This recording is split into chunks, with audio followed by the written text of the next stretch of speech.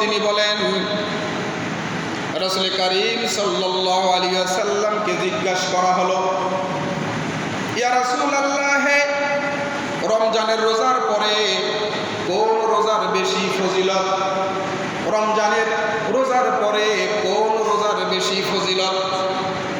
আল্লাহ রাসূল বললেন, রমজানের রোজার পরে অবশ্যই শাহরুল্লাহ, যেটি হচ্ছে আল্লাহর মাস। আল্লাহ যে মাসটিকে বলেছেন এটা আমার মাস, তোমাদের ভাষায় যেটা মুহররম বলো, মুহররমের রোজা আল্লাহ পাক রব্বুল আলামিনের কাছে অধিক প্রিয়। রমজানের পরে মুহররম মাসের 10 তারিখের রোজা আল্লাহ পাকের কাছে সব থেকে প্রিয়। বলেন সুবহানাল্লাহ।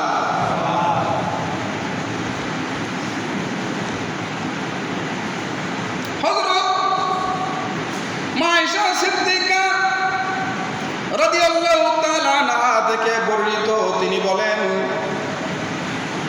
আল্লাহ রাসূল সাল্লাল্লাহু আলাইহি সাল্লাম বলেছেন, রমজানের আগে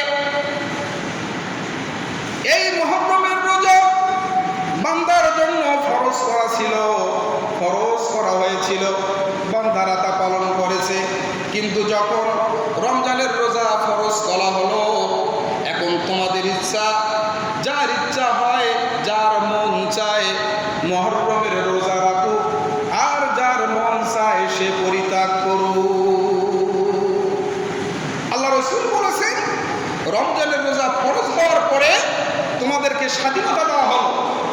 তোমাদের যদি কারো মন চায় তোমরা মুহররমের রোজা রাখো, আর যদি মন না চায় তাহলে ত্যাগও করতে পারো, এটা ছেড়েও যেতে পারো। কোনো কি বাধ্যবাধকতা করা হয়নি। আল্লাহ পাক রব্বুল আলামিন এবং তার রাসূল বান্দার উপরে জোর করে কোনো কিছু চাপিয়ে দেননি। বলেন সুবহানাল্লাহ। এখন এই রোজা যদি আমরা রাখি, ফজিলত আছে না নেই? কথা বলেন, ফজিলত শুনতে মন চায়।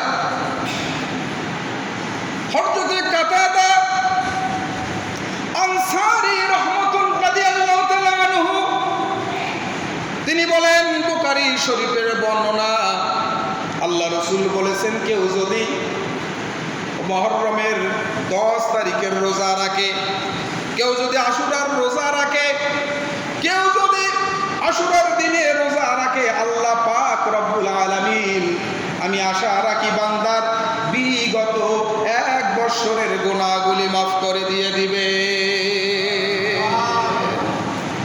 কেউ যদি আশুরার রোজা রাখে, আল্লাহ পাক রব্বুল আলামিন তার বিগত 1 জীবনের গুনাহসমূহ মিটিয়ে দেবেন, মাফ করে দেবেন। বলেন না সুবহানাল্লাহ। আরো জোরে বলেন। রাখার দরকার আছে না নাই?